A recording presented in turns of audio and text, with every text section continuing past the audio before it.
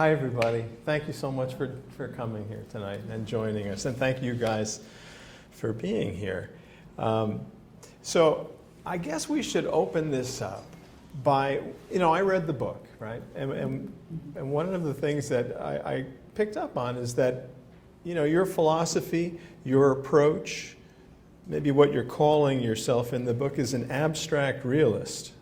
Do I have that right, Ken? Okay.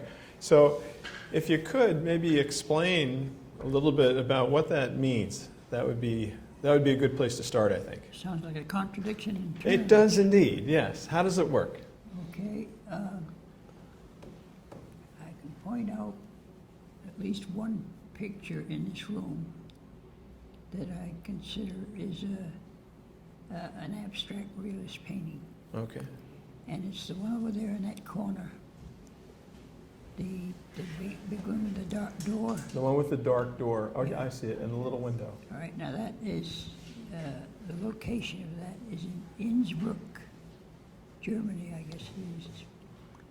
And I found that doorway over there. But what I mean by it is that the painting is really full of shapes. There's the dark shape of the door, the shape of the shadow above the door, that little window on the left. All of these things, if you isolate each one of those items, you would get 4 or 5 different shapes. Right. Now, what that painting is the 4 or 5 shapes have been combined into that scene. So that, in a sense, the painting is an abstraction, because none of those shapes would appear as a finished painting. But put together the way they are there, it's the side of a building with a dark door in the middle. Right. Yeah, but the one next to that, down below that, that is also an abstract painting, because it's actually a church.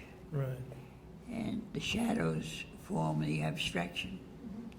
So each one of those shapes in there, put together, reveal the real location of, Right. of the picture. So what I'm getting from you is that you're tuning into a very strong design sense. Things have to work. The eye has to move across the canvas. And it's not getting a lot of material here to look at. It's using shapes, shadows, lights, and that's it. That's it. It's simplified in a way. Yeah. Okay. So that's what I mean by the term abstract realism. I see.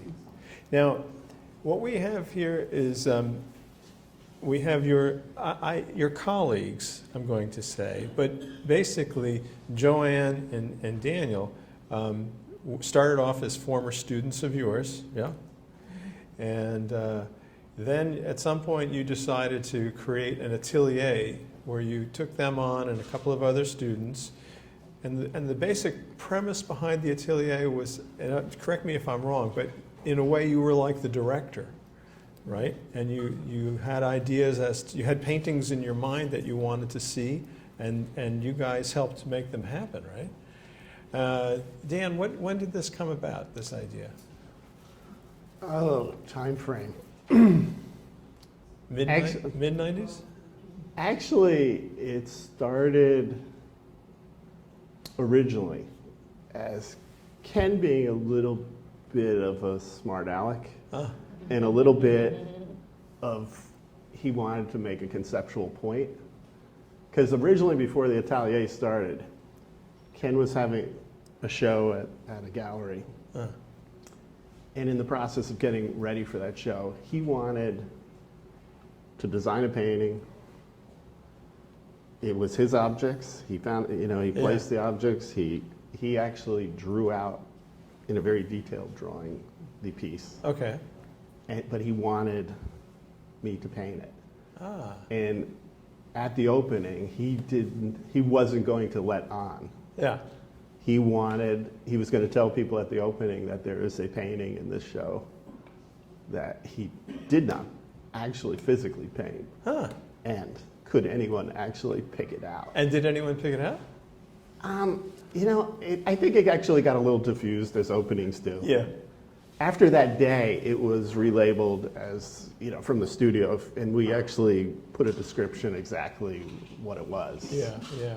But it was, Ken toying with the whole conception of contemporary art, and Right. like Jeff Koons having 300 art, it was a sort of play on it. So Dan was you were the first one out of the gate to try this with Ken, right? Yeah, and it was supposed to actually probably just be a one-off Right. experiment. Right. Were you nervous? Oh, yeah. Yeah. Are you kidding? I mean, Ken, Yeah. this has been a great experience Right. because you get to work in a different way Yeah. than back when you had him as teacher at Pear. Yeah. But back in the day, walking into Ken's office was probably the most intimidating thing Really? on the planet. Were you tough on the students? Were you tough on the students? No, this right now. Okay, I believe you. He's very sociable, and he's very funny, and he's charming. Uh-huh. No, when he was the dean of the school, he was intimidating. Oh boy. And it's, and it was needed. Yeah. I mean, we were talking about it earlier. Yeah. What did we say earlier? Tell that story. But basically, it was, If you're not doing your students any service by babying them. You don't want to break them. You want to encourage them. You want to support them. But at the same point, you want to put them through fire Right. to make them better. So what was the Ken's line that he would say to the student? Oh. If he was what did you tell me before? It was funny. Oh, wait. I can't You remember. said something to the nature of, don't tell me that's what you see. Oh, well, that's actually just any of the teachers at Pear would say that. Yeah. They would sit down in your chair. This was past Ken, actually. In the earlier days when he was actually, Yeah. but they would sit down, they'd say pencil, Yeah. they'd look at it, and they look at you, and you can't tell me this is what you see. It's just not possible. Right. It's like you could sit next to me, I could raise my eye level, but this is, yeah. That's funny. And yeah, it has, you have to train. Yeah. Well, it's like we also said, craft will never stand in the way of true genius. It's like learning your craft. You can Right. choose to forget it and paint abstracts, and it'll be informed by your training, Right. and I think better for it. But, it's not going to stand in the way of you producing, because like Ken said, it's like if you want to do abstracts, that same discipline of structuring a painting and Has to be there. it has to be there. You have to. I know. Now, Joanne, I want to ask you a question because you kind of met Ken and through a roundabout way. You learned how to paint by finding one of his books. Tell us that story. I did. Well, I think I have to back up just a titch. As a kid, in the Parade magazine that was tucked in of all the Sunday papers, color, was some ads that I liked, and one especially, the detail, was a wild turkey. And I didn't know it at the time, but it was Ken did the wild turkey bourbon ads. And this was wild turkey bourbon, but I didn't, I was a kid, I didn't drink wild turkey bourbon. So, but I loved the turkeys. So in the mid-'80s, I found a book, and it was Artist at Work. And I'm going through this book and thinking, what a wonderful instructional book this is. And page after page, and all of a sudden I came to the page where there was the same wild turkey. And it's like, oh my gosh. Yeah. Wait, who is this person? And that's when it all kind of came together for me. Yeah. And I studied that book for several years. So when did you meet Ken? After how much time? 1987, Yeah. after I had probably dog-eared that book for about 2 solid years and did every lesson in it. And a friend had said he will be in Massachusetts during an art show, And I, of course, brought my Your- paintings. Yeah. And as fate would have it, he gave me Best in Show. Ah, And I was in awe meeting the man who, Yeah. all these years later, I ah, was virtually taught by Ken. right. Now, did you go to the Pear College as well? No. No, okay. No. Okay. Let's talk to you, Sarah, if I may. I remember in your book, when you were a young fellow, you liked magic, right? And you liked magic so much that it actually helped you pay for your first year of college. You were pretty good at it, I would imagine, right? Well, I was the youngest member of the Society of American Magicians, Wow. and I knew some adults who were already there. Yeah. They took me under their wing, and eventually I became a member of the society. Huh. Does magic and the items that you were involved with in magic, did they have any impact or influence on what you chose to paint in Not- your career? Well, the second major painting that I did when I was at Yale Yeah. consisted of a cabinet, fairly large painting for me, and the cabinet was full of magic tricks, Mm. the actual tricks. So I filled that with these tricks that I had and made a composition out of it. Mm-hmm. And that is the only time, except for one time at school, I used a magician in one of the comps that we had to do. Mm-hmm. But other than that, magic has not entered my painting career at all. You guys all strike me as very patient painters. I look at these paintings and I know how much time must go into them. Yeah.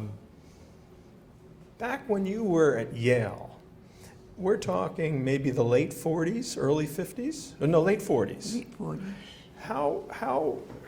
How was the art scene in America at Yale?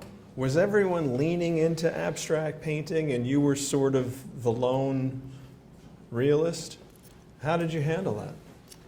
Well, the only thing that I did was go to school every day and work on my own painting, Did your own thing? and tried to ignore what was going on around me. Did your professors give you a hard time or did they sort of embrace what you were No, doing? they were all with me, They were with you yes, because, because you were so mean. well, I've heard about you. that's true. Yeah. I see.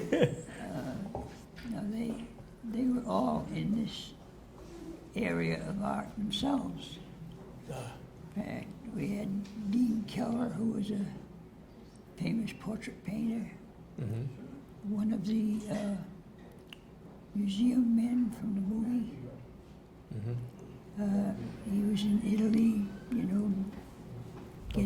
the old paintings that were stolen by the Germans, Oh, and he had a lot to do with that. And then there was Rudy Zallinger, who did the big mural at the Peabody Museum in Hamden. okay. If you haven't seen that museum, your assignment for the week is to go look at it. This is up at Yale. This is up at Yale. Right. In the Natural History Museum at Yale. How big is this mural? 100 feet? It's 200? 110 feet long Okay. and something like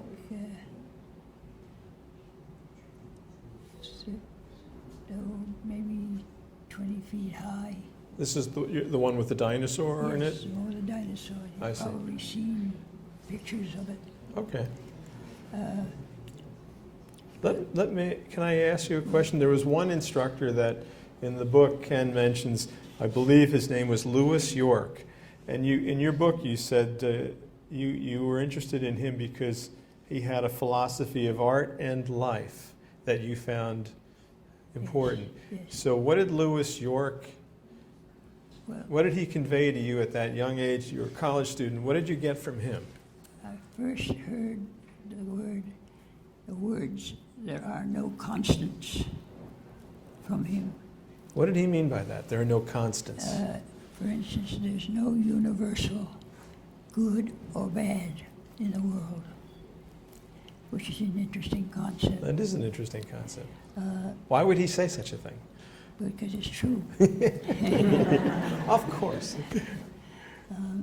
No, he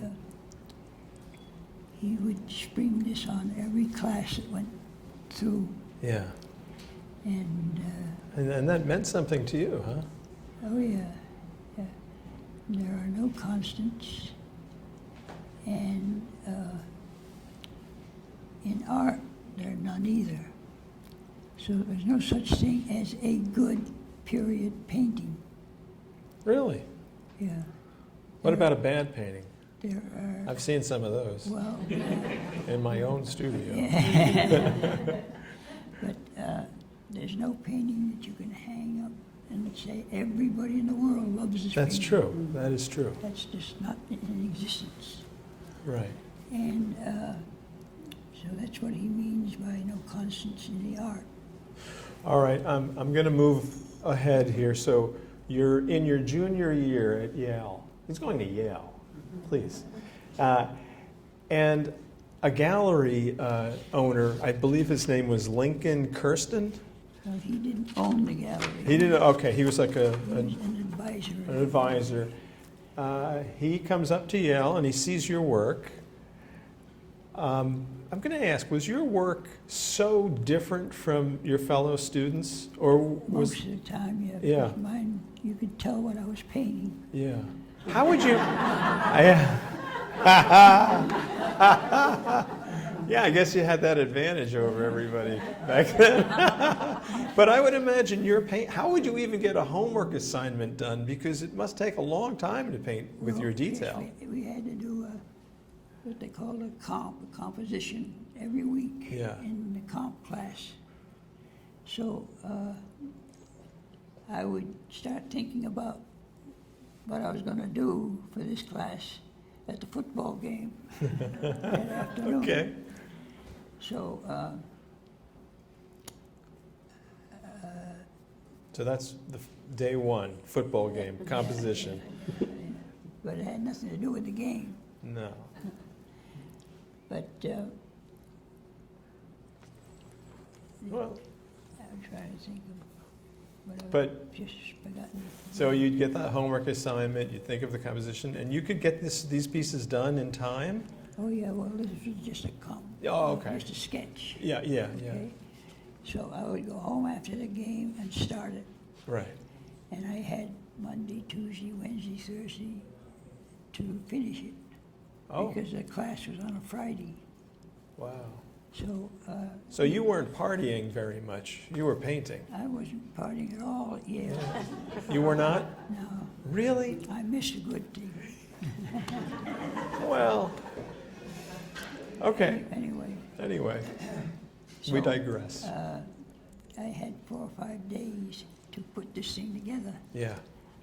and it was done very loosely, very quickly, and not tightened up at all. Oh. But it was done so that I could tighten it up myself later. Oh, I see. And then we put it on Monday morning, we tacked these things up on the wall, and the instructor would come around and criticize them. Yeah. So that's the way that works. That's the way that works. I'm going to ask all three of you a question. Why are you drawn to paint in this style? I don't know how to pronounce the French word perfectly. The trompe-l'oeil, that's it. You refer to them in the book simply as just trumps, Yes. right? So that's what I'm going to do. Yeah. But why, is this normally, Dan and Joanne, is this also the venue that you primarily paint in, still life, setting up interesting objects? For me, yes, yes. Why do you guys find that you went down that creative path? How did that come about for all of you? I'll start with you, Dan. How did it come about for you? You know, I've said this before. it's, you know, I like all types of painting. You know, I come in contact with all types of painting. Right. Yeah. But for the audience should know you work at the Yeah, I'm an exhibit designer at the Bruce Museum in Greenwich. in Greenwich. So you see a lot of paintings coming Yeah, by. we just hung a Sicily show. Yeah. I hung Rubens shows, Vermeer. I've heard We of them. design. Yeah, you Yeah, heard they're those good. guys. Yeah. And Chuck Close and more contemporary things too. Okay. So what is And it me about? personally, Yeah. I think artists kind of work in isolation, but there's a sense of they want to somehow communicate on a nonverbal level Fair enough. with humanity. Sure. I find in realism, I find it's a shared vocabulary. I see. If you do abstracts and you do very expressionistic personal paintings, there are some people out there where it's going to resonate with, and Right. it's going to move them deeply. Realism, it's a shared language. I gotcha. Everybody can, depending how you do it, you can create a very moving emotional scene through the way you paint, how you paint, light. But it's a language I think everybody can react to and understand. That's fair. I think that's a good You point. know, and there's a lot of parameters within that. Yeah. I mean, representational. There's Ken, who's, Yeah. you know, very few people can paint the way Ken paints. Yeah, that's quite a. And then there's, you know, there's more impressionistic, but it's still representational. It's Right. an impression, it's light, it's color, it's that feeling of that day that Yeah. everybody's had one of those days. Okay. So yeah, I think in my sense, I want to try to reach as many people as, Yeah. you know, Right. somehow. I think you've got a good point there. Joanne, what about you? Why are you drawn to this? Much the same reason. I think that realism does evoke emotions quickly. I mean, you don't have to think too long and hard about it, and not everyone has a totally different opinion about what they're seeing. Right. But for me, I knew, even in the Parade magazine, Yeah. my heart was home. I Yeah. mean, I loved seeing every one of those feathers on those birds, Right. and the tree and the bark, and each chunk of it was just, Yeah. I loved it. And you know what you guys get when you do that kind of work is the audience can not only can they appreciate the subject, but they can appreciate the technique. You know, there's that avenue. You can say, oh my God, look what this person can do. There- like, I've always loved Rothko, right? Right. Because as abstract painters go, you get a sense of empathy and emotion from his paintings. Sure. Okay. And as much as I love him, I'll walk in a room, you'll go, wow. But it fades. Within 5 minutes, it's like, okay. Yeah. Yeah. I can walk up to a Rembrandt or one of Ken's paintings. Yeah. You can find me there 3 hours later, and I'm perfectly Enjoying happy. it. Oh, yeah. I see. So, not to say that's a personal thing on my, you know, Yeah.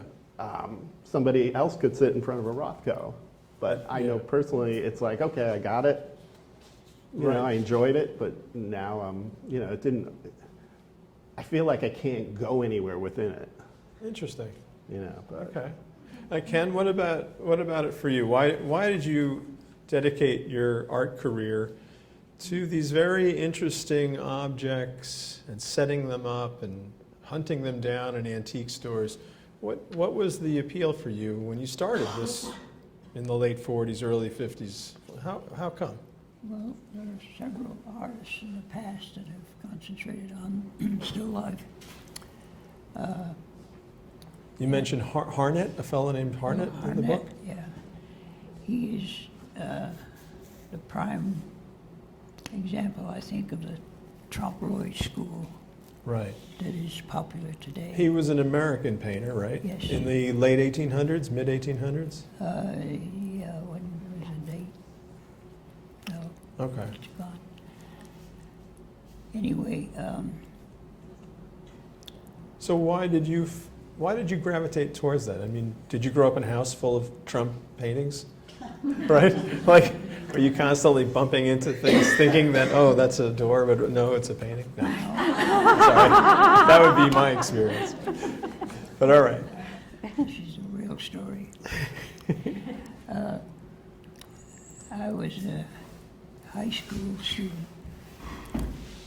and I was interested in drawing and painting things that I could recognize Yeah. and putting them into different compositions that I created. Yeah. So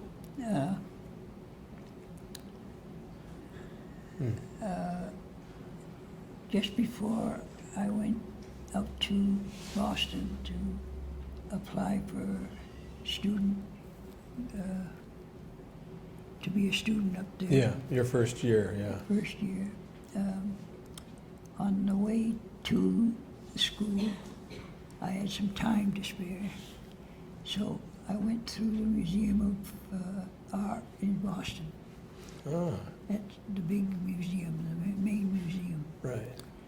And I'd never been in a museum in my life, but I thought, I got an hour, where don't I go through? So I did. Opened up a whole new world. Really? Because I went down the corridor where the Harnett was, Yeah. and it just blew me away. Yeah. It was so real. And right next to that, there was another painting of a vase of flowers. And on the petals of the flowers were ants and flies that had been painted there. Yeah.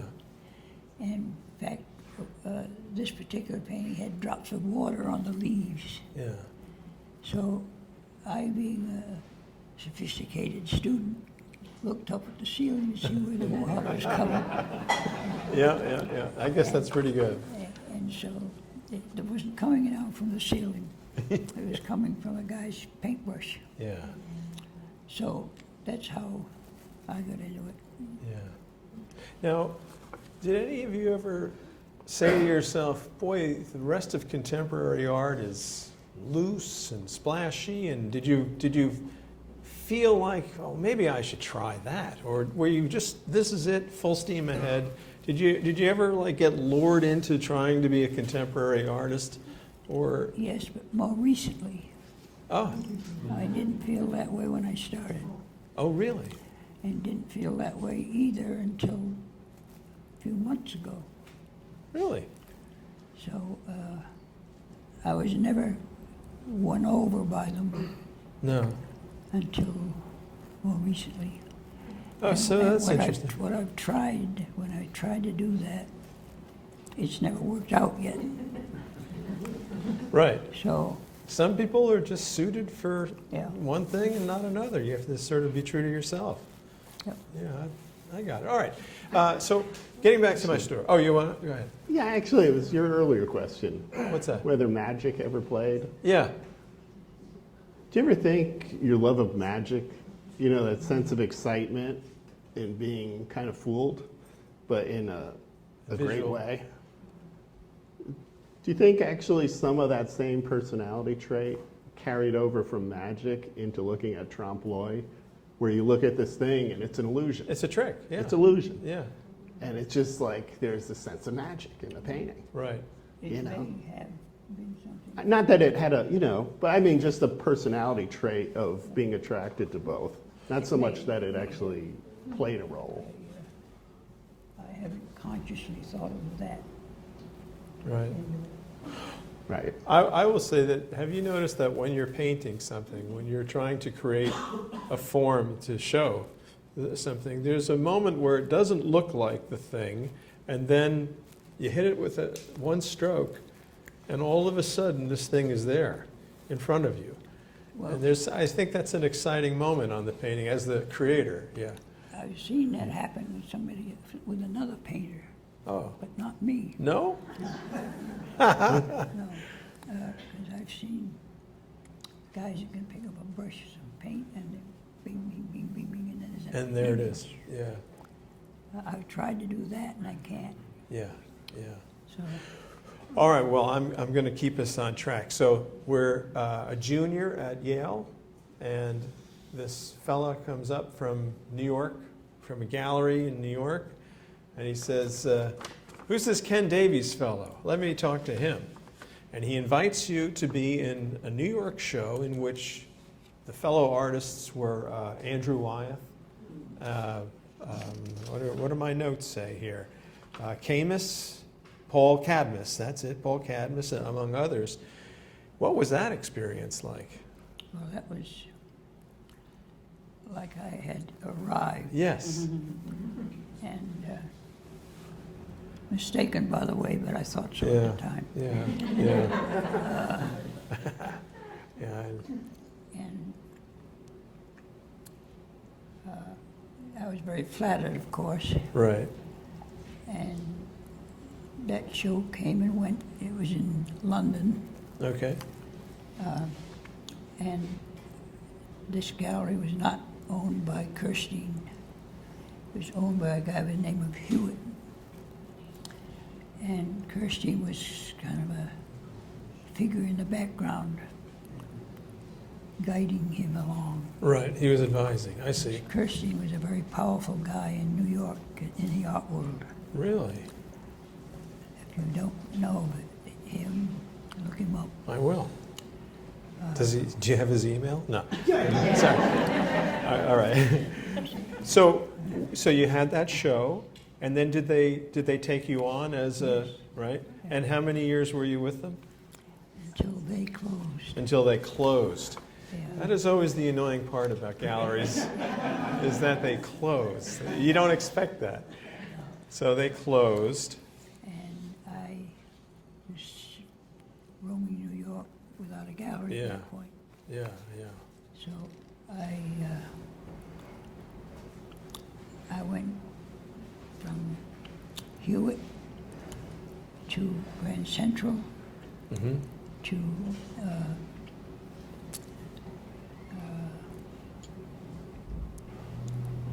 forgotten the name of the next one. Hirschfield? Herschel and Allen. Herschel and Allen, right? Yeah. Herschel and Allen was the last one I went to. Right. But you know, this is maybe around the early 50s now. Yeah. You're graduated. Oh, yeah. You weren't teaching at this point. Yeah, I was just teaching A little bit. a couple of days a week. Over at Pear? the old Whitney Art School. At the old Whitney Art School. Okay. And But now you're married, right? You get married. What were you thinking there? You're an artist. Come on. I'm just kidding. I don't know if my wife is here yet. I just thought I'd take a cheap joke.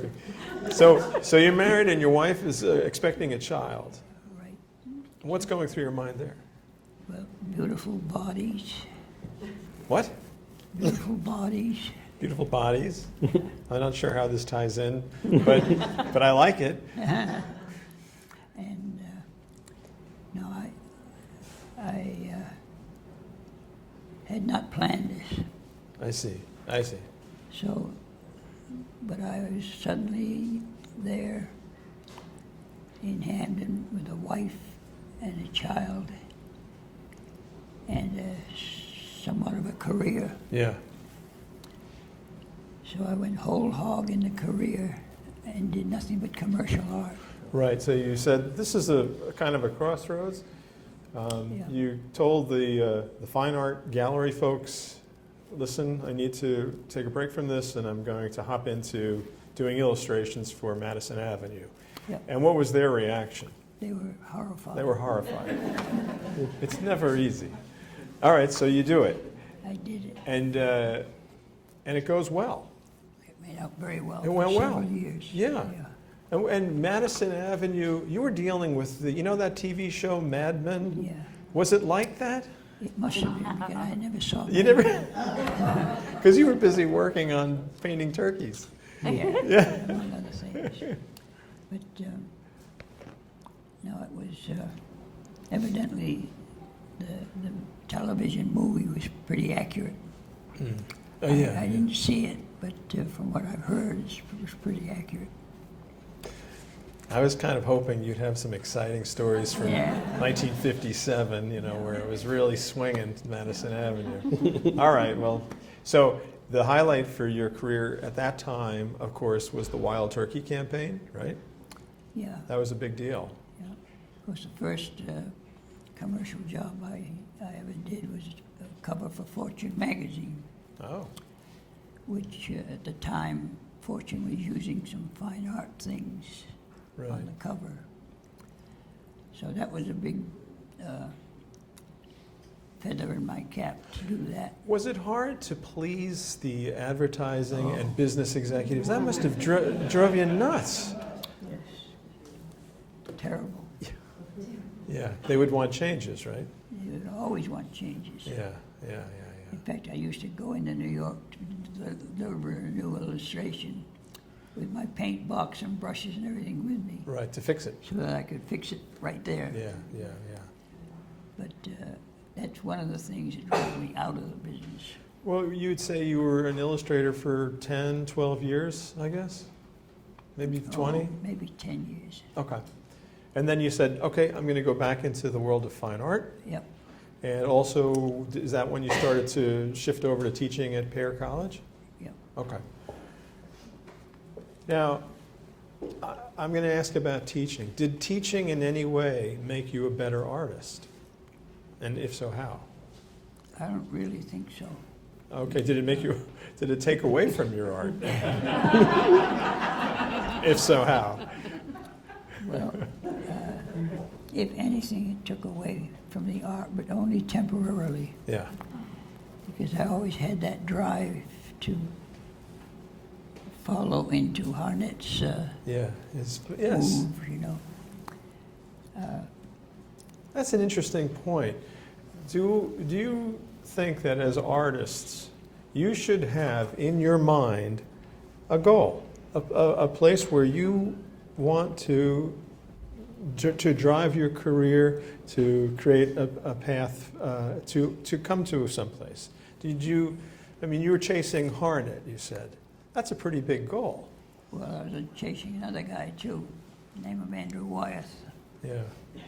Did you meet Andrew Wyeth? Yes, eventually. Was he nice? Very nice. Had Yeah. dinner with him and his family. When you shook his hand, did you try and break it? No, what I did say to him, I ran into him in a gallery such as this. Yeah. It was actually down in Chad's Ford. Okay.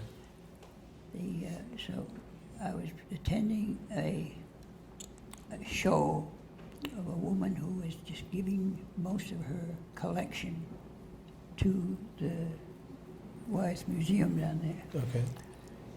So after the ceremony was over, I was in a gallery such as this, no one else around, and about 10 feet down, it was Andrew Wyeth looking at a painting. No one else around. Yeah. So I said, my God, what am I going to say to him? Yeah. So I walked up, and between the time I first saw him and the time I got to him, I decided I would say, Mr. Wyeth, I've been waiting to shake your hand for 20 years or however long it was. Right. And he was very gracious about it. He thanked me. He knew who I was, by the way, which is the best thing in the whole That's pretty nice. thing. Yeah. So we had dinner, which had been prearranged by Stuart Fell of the Herschel Gallery. Yeah. And after dinner, he came up to me and he patted me on the back. He said, you know, there are very few artists that I can say I really like their work and mean it, you know. Wow. So this was another Yeah. compliment. So that's where that night went. That's nice. That's a nice story. Yeah. All right. Do you remember meeting Joe Reboli? I know he was a student. Yes, I do. What was it like to teach Joe? Curious. Well, sheer pleasure. Really? Yeah, because you could tell him something and he'd put it down right away. He knew what you were talking about. Really? Yeah. And I call him the best artist went through the Pear School in the history of the Pear School. Wow. And I mean that. Wow. That's very nice. That's very nice to hear. So, So you taught at the Pear School, and then ultimately you became the dean of the Pear School, yeah. right? Did you find that there was a learning curve to becoming a good teacher, or were you? I should ask you guys. Was he? Were you good right from the get-go as a teacher, or did it take some time for you to get your wings? Well, I'm going to pass that question. Yeah. Anybody down there want to take this, Dan? How was he? Obviously, I think he was a great teacher. Right. That goes without saying. Yeah. But, How would you You know- describe his teaching technique? oh, it's like, Why are you shaking? yeah, exactly. No, it's, you go in like fourth year, right? Right. You've gone through all the basics. You're supposed to be fine-tuning everything.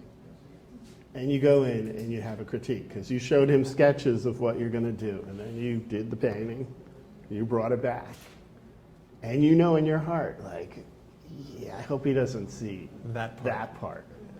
Yeah. You stand it up in the office, and it's, what's that? Yeah. Yeah, so, I Yeah. mean, he had an unerring eye. Yeah. And, it's what you need. Yeah. You don't need people to tell you you're wonderful. You need that at some points, Right. because it's hard being an artist. Yeah. It can get depressing. It can get, it Yeah. can wear you down. So you do need the occasional, pick me up. But Right. at the same point, if you're going to get better, you need somebody with that unerring eye Right. and total honesty to tell you. You have to tell the story about the small painting that you the- were doing, the atelier style painting. You know what I'm talking about. Go ahead. That actually was the one. It's close. Is it in the book? It's in the book, right? No, it's not in the book. It's in the first one of the catalogs for the shows. But Ken titled it Classic KD, which was kind of a pun on the whole thing, because nobody knew Ken didn't paint it. Oh, I see. Well, let's set up the story so they know. Okay, the story was, Ken wanted to do this painting for this exhibition and not tell anybody. He wanted to do this thing at the opening. He designed it, he drew it out completely, but he wanted somebody else to paint it under his supervision. Sure. And it was kind of like, he was kind of doing this conceptual thing and making a statement on contemporary art and just in general. It was a test. The teacher, can you actually spot the real Ken Davies? Right, now is this the one that has the pin. Yeah, that's what we're getting. It is that pin. All right, go ahead. And it is a classic jug that Ken, he's painted these jugs, and he has a pin cushion in front of it, and he has a hat pin in it. And I had done the painting. And, I think he was having second thoughts about this whole process. Yeah. Because it's like, but when I brought that painting in, it's like, oh, this might actually work. It's like this, But I put it on the easel, and Ken just sat there. I went to work on a different painting at his easel. And for 2 hours, he's just got the lights on it, and he's staring at it, and he's boring all right through it. And after 2 hours, he goes, don't be mad, but I want you to change something. Uh-oh. I want, the hat pin was actually blue. The tip of the okay. Yeah, which made perfect sense, because there was like, on the jug, there was like that blue faded, Yeah. design on it. Like, and he goes, why don't you make it white?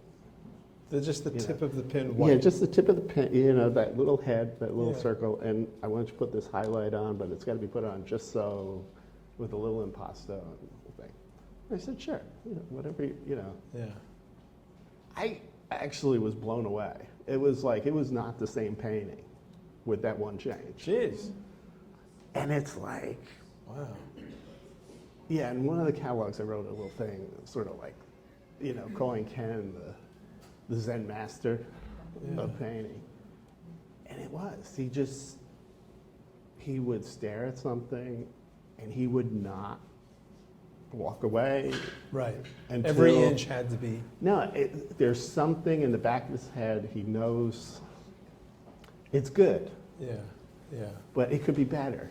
And if it took 10 hours, Ken would still be there. If it was 2 weeks, he'd come and look at it every day. Right. But he's not gonna stop until he knows what it needs to make it just the way he wants. Wow. But that actually taught me a lot working with him.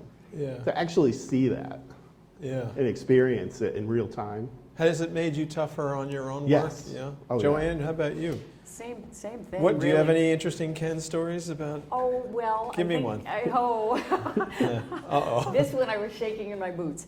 I think it was the second painting that I had done with Ken at the atelier. Right. And wouldn't you know, he would tell the newest group member that he was going to play a trick on two other guys. Except he had to tell me. So I had this great pressure because he gave me a bed warmer. And 2 of the paintings are here, mine and Dan's. Yeah. And he said, I want you to do this bed warmer and pick another subject to go with that. So I picked a bottle of an antique perfume bottle of Mary Ann's, and I placed it there. And the other 2 people, Dan being one of them, could choose their objects, but they weren't telling them that we were all doing the same bed warmer. Ah. So each bed warmer did come out a little different. You could tell it was the same bed warmer. Right. However, I'm the only one that knew that, so I felt like I was under this great pressure. No. And they all went to pear. Did you hear how I she just said went pear? to books. That's funny. It's like, Hey, sometimes homeschooling's the best. anyway, Ken had great fun with that. Yeah. The unveiling, and didn't tell the other guys until How has working with Ken impacted your paintings? How have you become a better painter? Oh, by being, well, one of the stories that Ken did tell me, after he would finish his own painting session, he would, after dinner, take, was it a brandy and a cigar? Did you take a brandy and a cigar and look at the paintings? And go upstairs, not painting, just contemplating and looking. I think that's so important now. What cigars do you smoke now? Out of curiosity. The ones with the Dutch Masters? Yes. Right. No, as Dan was saying, Ken will just not let something go until it's right. Yeah. Until it That's an interesting feels point. right. I wonder if a lot of painters who struggle aren't tough on themselves to do that. Tough enough. I think most people, you know what I love about this type of painting? What? It slows you down. Ah. Everybody runs around like crazy. Everybody here, I'm sure, has a million things to do, and you probably get less than a quarter of them done in a given day, even if you're organized. You stare at these, and it just there's a still and a quietness that takes you in a different place. But not only in the viewing of it, but most people don't take that in the creation of it. Right. It's not just being hard on yourself and disciplined enough. It's knowing you have to take the time. Right. Yes, I can be, I should have done this, but you could say that in 5 minutes. You have to actually sit there, like Ken did, and just contemplate it and be there. Right. That's a good And I think way. that's what a lot of people won't do now, because society just doesn't let you normally, Yeah.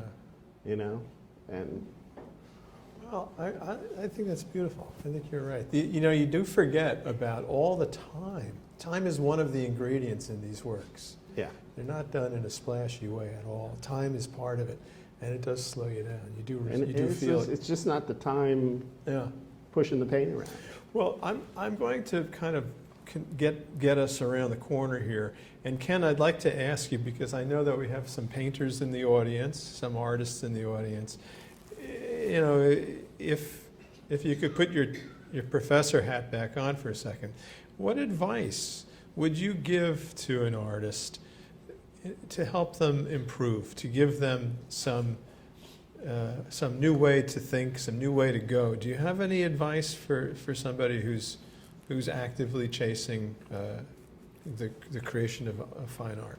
I'll tell you what I'm tempted to say. Yes, sir. What do you got? Get out of the art business. Stay out of the art business. Oh, geez. That's not going to work for me. That's funny, though. Well, I'm only half serious, as you can guess, Yeah. because today is not the best time to go into art, especially realistic art. Oh. I know a lot of painters that are giving it up, or can't make a living from it, Yeah. and that's why I started off with the tongue in my cheek. Mm-hmm. Yeah. But otherwise, my advice to anybody starting this business is old and well-worn advice. Work, practice, work. And then repeat. And if you really want it, those three things will get it for you. Yeah. Did everybody hear that? No. Work, practice, and work. There's some fun in there somewhere, I think. But I hope. Well, now, as I said, there are fellow. How many painters do we have in the crowd right now? A good amount. I'm gonna open this up so you guys can ask questions. But would you at all be interested to hear about what kind of brushes Ken's using, what kind of medium these guys are using? I love that stuff. Anybody want to know about that? A little bit? All right. What's the recommended medium to use when you guys are painting? What do you like to use? Well, what I was brought up with, Yeah. so to speak, for a finished medium that you dip your brush in before you start painting, Right. would be linseed oil and Damar? turp, Terp? and the proportion would be about 2 to 1. Linseed and terp, and that's your medium. Yeah. Okay. You guys too? You sticking with that? What are you using? Come on, Dan. Yeah, I kind of go with some more.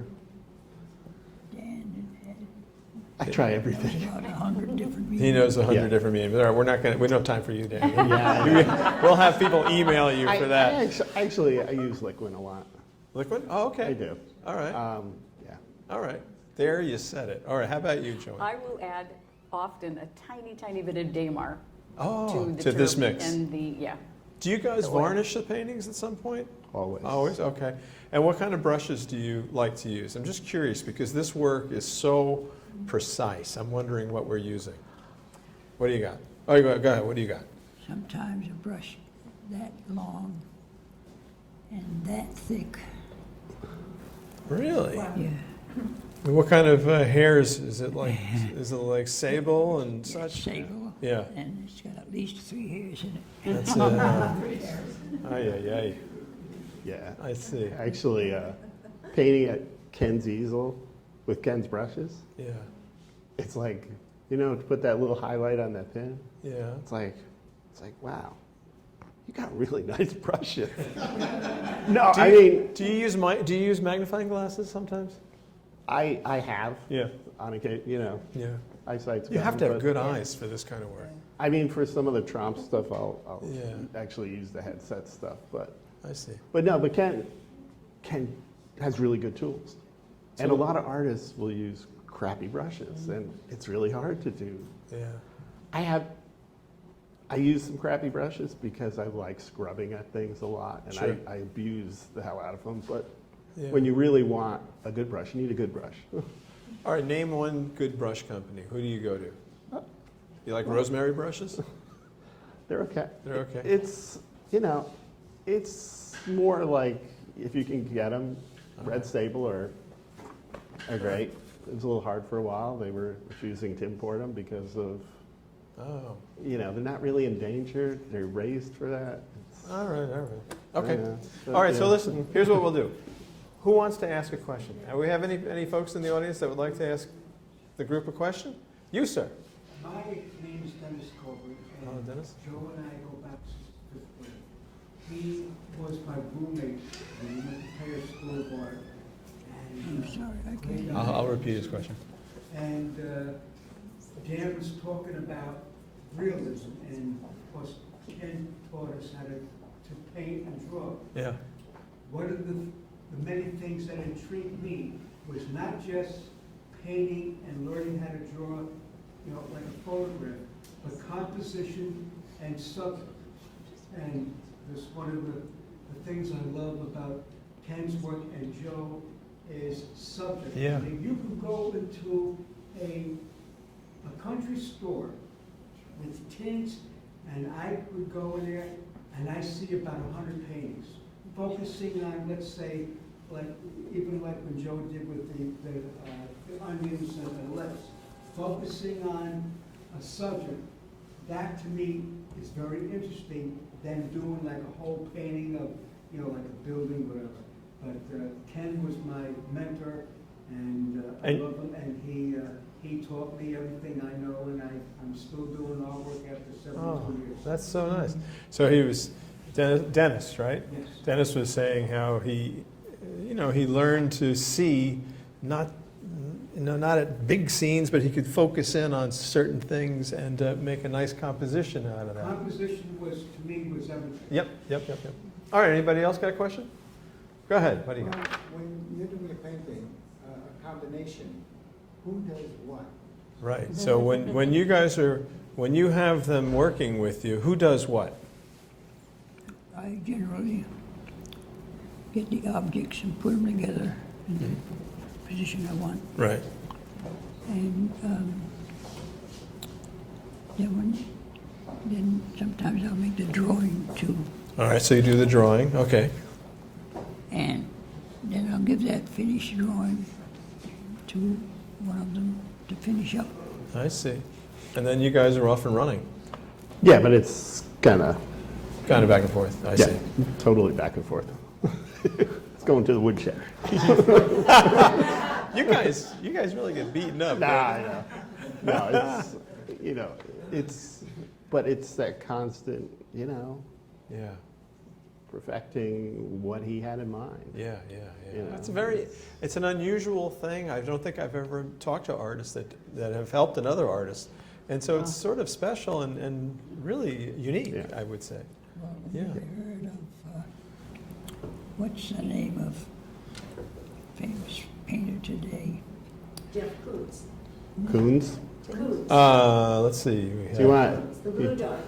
you want Coons or you want Damien Hirst? Damien Hirst, right? There's that. Hirsch, you can have. Yeah. You know what? That leads me to a good question. Who do you like that's painting today? Who do you think? Is there anybody out there who's painting now? Aside from your students? Yeah, besides from your students, that you say, oh, that guy is or gal is pretty darn good. A few months ago, I would have two names to give you. Oh, Andrew Wyeth was one. Andrew Wyeth, of course. Yeah. Norman Rockwell was the other. Norman Rockwell is the other, right?